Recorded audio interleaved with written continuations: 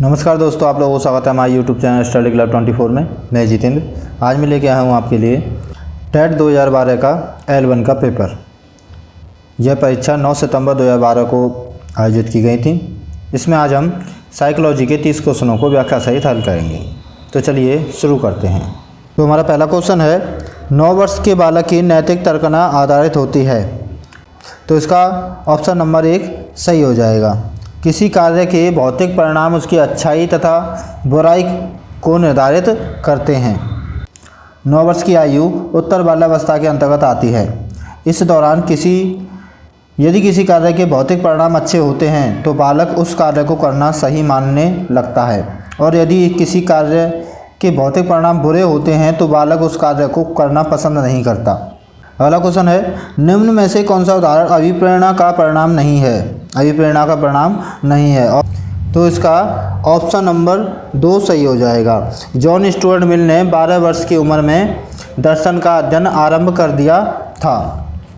John Stuart Mill ने 12 वर्ष की उम्र में दर्शन का अध्ययन आरंभ कर दिया था। यह अभिप्रेरणा का परिणाम नहीं है, बल्कि स्टुअर्ट मिल की उच्च बुद्धि लब्धि का परिणाम होती है। अगले क्वेश्चन बढ़ते हैं। अगला क्वेश्चन है, निम्न में से क्या एक प्रभावी प्रशंसा के रूप में अध्यापक के लिए कार्य करेगा? निम्न में से क्या एक प्रभावी प्रशंसा के लिए अध्यापक के लिए कार्य करेगा? तो इसका ऑप्शन नंबर 3 सही हो जाएगा। विद्यार्थियों को उनकी योग्यताओं अथवा कार्य निष्पादन के महत्व की सूचना देता है। अगला क्वेश्चन है, निम्न में से कौन सा उदाहरण अधिगम को प्रदर्शित करता है? तो आपका ऑप्शन नंबर 1 सही हो जाएगा। हाथ जोड़कर अध्यापक का अभिवादन करना। थॉर्नडाइक ने कहा है, अधिगम या सीखना संबंध स्थापित करता है। संबंध स्थापित करने का कार्य मनुष्य का मस्तिष्क करता है, अतः हाथ जोड़कर अध्यापक का अभिवादन करना अधिगम है। अगला क्वेश्चन है, निम्न में से कौन सा चिंतन की प्रक्रिया में सबसे कम महत्वपूर्ण है? इसका सही उत्तर हो जाएगा मांसपेशीय क्रियाएं। मांसपेशीय क्रियाएं इसका सही उत्तर हो जाएगा।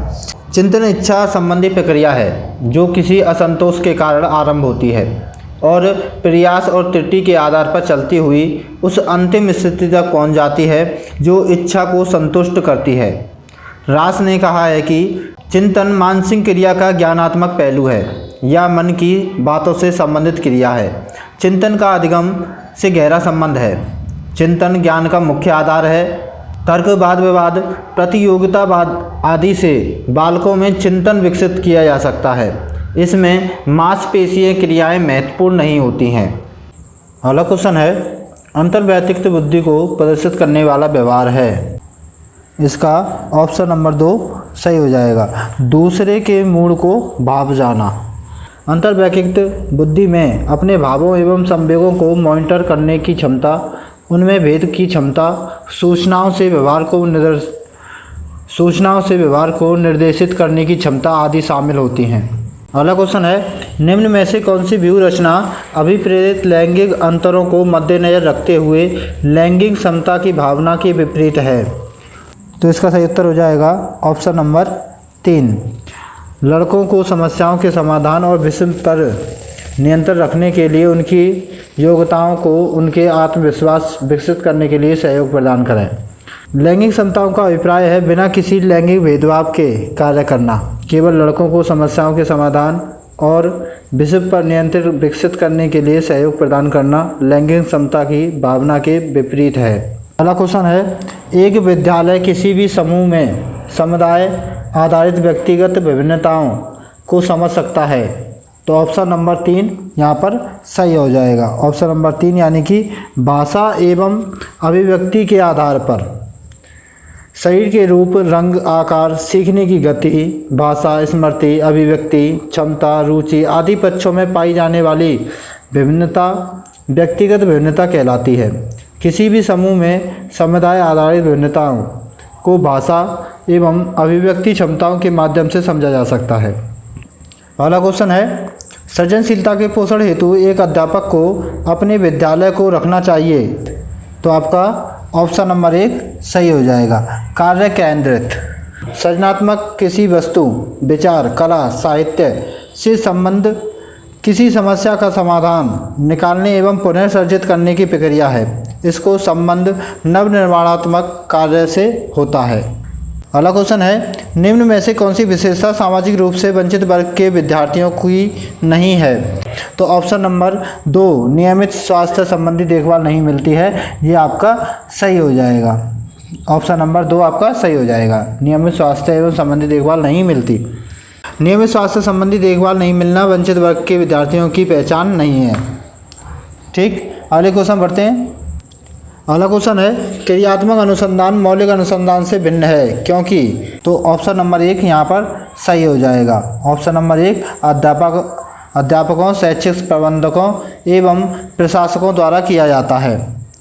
क्रियात्मक अनुसंधान सन 1953 में कोलंबिया विश्वविद्यालय के प्रोफेसर स्टीवन एम कोरे के द्वारा शिक्षा जगत में प्रतिष्ठित किया गया। यह मौलिक अनुसंधान से नितांत भिन्न है। क्रियात्मक अनुसंधान को परिभाषित करते हुए स्टीफन एम कोरे ने लिखा है कि शिक्षा में क्रियात्मक अनुसंधान वह प्रक्रिया है जिसके द्वारा प्रयोगकर्ता अपनी समस्याओं को वैज्ञानिक रूप से अध्ययन करके उनके कार्यों में सुधार करता है। शिक्षा में क्रियात्मक अनुसंधान का महत्व यह है कि विद्यालय में शैक्षिक समस्याओं का लोकतांत्रिक हल संभव हो सका। क्रियात्मक अनुसंधान का क्षेत्र विद्यालय तक सीमित है, जबकि मौलिक अनुसंधान का क्षेत्र अत्यंत व्यापक है। अगला क्वेश्चन है, क्रियात्मक अनुसंधान में, तो इसका ऑप्शन नंबर 1 सही हो जाएगा। क्रियात्मक उपकल्पनाओं का निर्माण समस्या के कारणों पर आधारित होता है। क्रियात्मक अनुसंधान की शुरुआत किसी विद्यालयी समस्याओं से होती है, अतः इन्हें उपकल्पनाओं का निर्माण भी समस्याओं के कारण पर आधारित होता है। अगला क्वेश्चन है, राष्ट्रीय पाठ्यचर्या रूपरेखा 2005 में बहुभाषा को एक संसाधन के रूप में समर्थन दिया गया है क्योंकि? तो इसका ऑप्शन नंबर 4 सही हो जाएगा, इनमें से सही है। राष्ट्रीय पाठ्यचर्या रूपरेखा 2005 NCF 2005 में त्रिभाषा सूत्र को लागू किए जाने पर बल दिया गया, जिसमें घरेलू भाषाओं एवं मातृभाषाओं के शिक्षण के माध्यम के रूप में मान्यता देने का सुझाव दिया गया। इनमें आदिवासी भाषाएं भी शामिल की जाती हैं। अगला क्वेश्चन है, निम्न में से कौन सा तरीका विज्ञान विषय को समझने के लिए उच्च प्राथमिक स्तर पर उपयुक्त नहीं है? तो इसका ऑप्शन नंबर 4 आपका सही हो जाएगा। अमूर्तता के द्वारा विषयों को सीखना। अमूर्तता के द्वारा विषयों को सीखना उच्च प्राथमिक स्तर के बजाय उच्च माध्यमिक स्तर पर उपयुक्त हो सकता है। यह उच्च प्राथमिक स्तर के लिए उपयुक्त नहीं है। नेक्स्ट, अगला क्वेश्चन है, निम्न में से कौन सा कथन बहुग्रिड शिक्षण प्रणाली के साथ सहमति नहीं रखता? तो इसका ऑप्शन नंबर 4 आपका सही हो जाएगा। विद्यार्थियों का आयु एवं योग्यता के आधार पर समान होना। बहुग्रिड शिक्षण प्रणाली मल्टीग्रेड मल्टी लेवल MGML तकनीक है, जिसके द्वारा शिक्षण कराया जाता है। इस तकनीक का उपयोग एक कक्षा में एक से अधिक स्तर के बच्चों को शिक्षण कराने के लिए होता है, अतः इनमें विद्यार्थियों की आयु एवं योग्यता के आधार पर समान होना आवश्यक नहीं है। अगले क्वेश्चन बढ़ते हैं। अगला क्वेश्चन है, संज्ञानात्मक विकास में वंशक्रम निर्धारित करता है? तो इसका ऑप्शन नंबर 1 सही हो जाएगा। मस्तिष्क जैसी शारीरिक संरचना के मूलभूत स्वभाव को। संज्ञान से तात्पर्य मन की उन आंतरिक प्रक्रियाओं एवं उत्पादों से है जो जानने की ओर ले जाती हैं, जैसे ध्यान देना, याद रखना, योजना बनाना, कल्पना करना, समस्याओं का हल ढूंढना आदि। संज्ञानात्मक विकास वंशक्रम से प्रभावित होता है। यह मस्तिष्क के मूलभूत स्वभाव को निर्धारित करता है। अगले क्वेश्चन बढ़ते हैं। अगला क्वेश्चन है, निम्न में से कौन सा कथन सही नहीं है? तो इसका ऑप्शन नंबर 3 सही हो जाएगा। प्रारंभिक जीवन के नकारात्मक घटनाओं के प्रभाव से कोई भी अध्यापक बचाव नहीं कर सकता। प्रारंभिक जीवन में घटित होने वाली नकारात्मक घटनाएं मनुष्य के जीवन में गहरा प्रभाव डालती हैं, किंतु कोई भी श्रेष्ठ अध्यापक बालक को उन नकारात्मक घटनाओं के प्रभाव से बाहर नहीं निकाल सकता। अध्यापक बालक के लिए आदर्श होता है और अपने अच्छे व्यवहार से योजनाबद्ध शिक्षण के माध्यम से बालक को नकारात्मकता से बचा सकता है। अगला क्वेश्चन है, निम्न में से कौन सी विशेषता परिपक्वता को अधिगम से अलग करती है? तो इसका ऑप्शन नंबर 1 सही हो जाएगा। यह एक स्वाभाविक प्रक्रिया है। परिपक्वता एक स्वाभाविक प्रक्रिया है, जबकि अधिगम एक उद्देश्यपूर्ण प्रक्रिया है। परिपक्वता व्यक्ति के बढ़ने एवं विकसित होने से आती है, जबकि अधिगम का अनुभव ज्ञान एवं अभ्यास से होता है। अगले क्वेश्चन पढ़ते हैं। अगला क्वेश्चन है, निम्न में से कौन सा कथन विकास के संबंध में सही नहीं है? तो आपका ऑप्शन नंबर 3 सही हो जाएगा। विकास के विभिन्न क्षेत्रों में उनके प्रकार के संभाव खतरे होते हैं। शैशवावस्था, जन्म से लेकर 2 वर्ष तक के दौरान बालक का शारीरिक विकास तीव्र गति से होता है। इस दौरान बालक को चोट लगने या गिरने का खतरा रहता है। बाल्यावस्था में खतरे अपेक्षाकृत कम होते हैं। किशोरावस्था में तीव्र शारीरिक परिवर्तन होते हैं तथा किशोर असामान्य सा व्यवहार करने लगते हैं। इस दौरान किशोरों के लक्ष्य भ्रमित होने का खतरा सर्वाधिक होता है। अगले क्वेश्चन बढ़ते हैं। अगला क्वेश्चन है, दल या गैंग का सदस्य होने से सामाजिकरण उत्तर बाल्यावस्था में बेहतर होता है। निम्न में से कौन सा कथन इस विचार से विपरीत है? तो इसका ऑप्शन नंबर 4 सही हो जाएगा। छोटी छोटी बातों पर झगड़ा करते हुए अपने गैंग के सदस्यों से लड़ाई मोल लेता है, यह विचार विपरीत है। उत्तर बाल्यावस्था में बालक में सामूहिकता का भाव तीव्र होता है। वह छोटी छोटी बातों पर झगड़ा करते हुए अपने गैंग के सदस्यों से लड़ाई मोल नहीं लेता। अगला क्वेश्चन है, योगात्मक मूल्यांकन का उद्देश्य है। तो इसका ऑप्शन नंबर 1 सही हो जाएगा। योगात्मक मूल्यांकन का उद्देश्य समय विशेष एवं विभिन्न कार्यों पर एक विद्यार्थी से कितना अच्छा निष्पादित किया है का पता लगाना। योगात्मक मूल्यांकन को संज्ञानात्मक मूल्यांकन के नाम से भी जाना जाता है। अगला क्वेश्चन है, राजू खरगोश से डरता था। शुरू में खरगोश को राजू से काफ़ी दूर रखा गया। आने वाले दिनों में हर रोज़ खरगोश और राजू के बीच की दूरी कम कर दी गई। अंत में राजू की गोद में खरगोश को रखा गया और राजू खरगोश से खेलने लगा। यह प्रयोग उदाहरण है। तो इसका ऑप्शन नंबर 2 सही हो जाएगा। ऑप्शन नंबर 2 आपका सही हो जाएगा।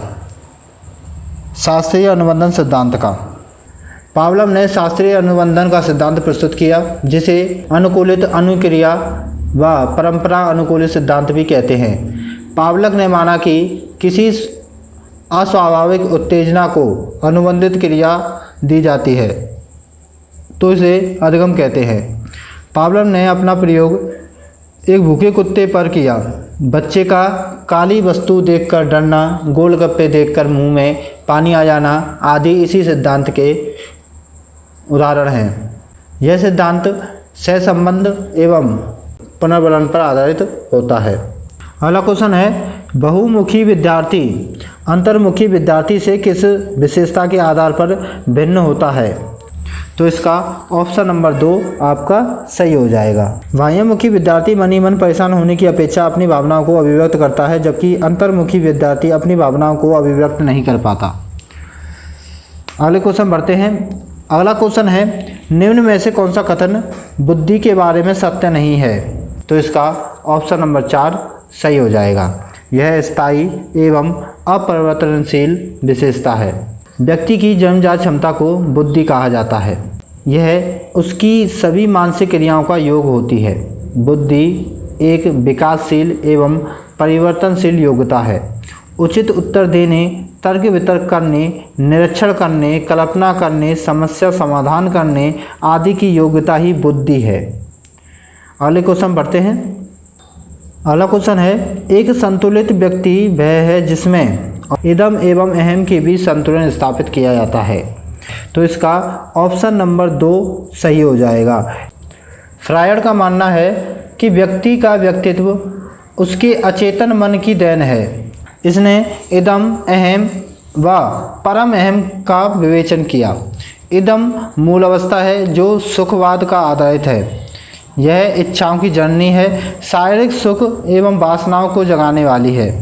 पाशविक प्रवृत्ति के लोगों में इदम अधिक होता है। अहम व्यक्ति को शारीरिक एवं मानसिक आवश्यकताओं में संतुलन के लिए प्रेरित करता है।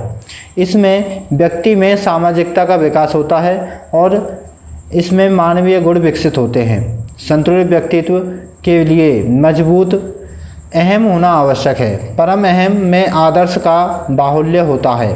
यह देवत्व की व्यवस्था है। अगला क्वेश्चन है, मानसिक रूप से पिछड़े बालकों के लिए निम्न में से कौन सी व्यूह रचना कार्य करती है? तो इसका ऑप्शन नंबर 1 सही हो जाएगा। कार्यों को मूर्त रूप से समझाना। मंदबुद्धि बालक धीरे धीरे सीखते हैं। अनेक गलतियां करते हैं तथा जटिल परिस्थितियों को ठीक से नहीं समझ पाते।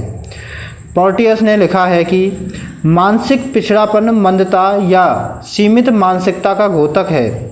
ये बालक अपना काम स्वयं करने और अपनी स्वयं की सहायता के अयोग्य होते हैं। इनमें अमूर्त चिंतन की क्षमता नहीं होती, अतः इन्हें कार्यों को मूर्त रूप से समझाना चाहिए। अगला क्वेश्चन है, नृत्य, ड्रामा एवं शिल्पकला का प्रयोग किया जाता है। तो इसका ऑप्शन नंबर 4 सही हो जाएगा, इनमें से सभी।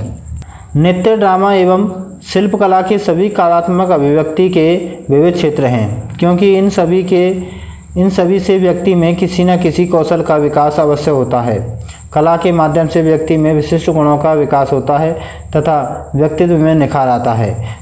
इसके साथ ही कला के माध्यम से व्यक्ति मन के आंतरिक भावों को अभिव्यक्त कर पाता है। अगला क्वेश्चन है, वर्तनी वाचन एवं गणना में कठिनाई सामान्य बुद्धि एवं अच्छी अनुकूलतात्मक योग्यता विशेषता है। तो इसका ऑप्शन नंबर 4 सही हो जाएगा, अधिगम नियोग्य बालकों की।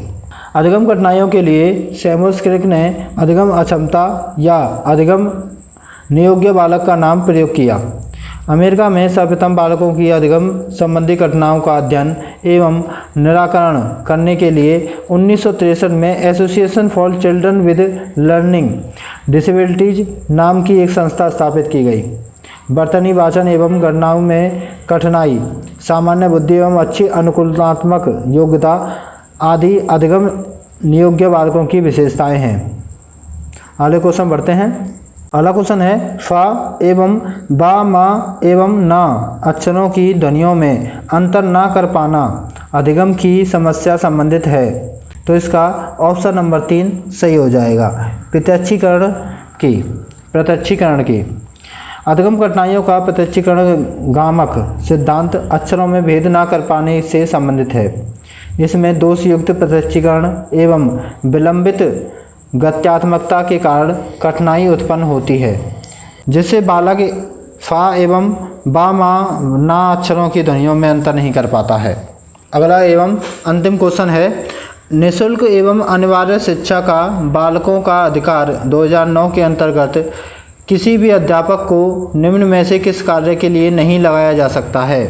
तो ऑप्शन नंबर 4 आपका सही हो जाएगा, पल्स पोलियो कार्यक्रम में नहीं लगाया जा सकता। शिक्षा का अधिकार अधिनियम 2009 की धारा 27 के अनुसार किसी भी शिक्षक को 10 वर्षीय जनगणना, आपदा या महामारी व चुनाव के कार्यों के अतिरिक्त किसी अन्य गैर शैक्षणिक कार्य में न लगाने के निर्देश दिए हैं। अतः दिए गए विकल्पों में से शिक्षकों को पल्स पोलियो कार्यक्रम में नहीं लगाया जा सकता है। ठीक, तो आज की वीडियो को यहीं पर समाप्त करते हैं, मिलते हैं अगली वीडियो में। अगर आपको हमारी वीडियो पसंद आती है तो लाइक करें, दोस्तों को शेयर करें, चैनल को सब्सक्राइब करें, उसके बगल में आने वाले बेल आइकन को प्रेस करें, जिससे कि हमारी जितनी भी वीडियो हैं उनकी नोटिफिकेशन आप तक पहुंच जाए। हमने इसी प्रकार की काफ़ी वीडियो अपलोड कर रखी हैं, अगर आप लोगों ने नहीं देखी हैं तो उसकी लिंक आपको डिस्क्रिप्शन बॉक्स में मिल जाएंगी। इसी के साथ धन्यवाद, गुड बाय।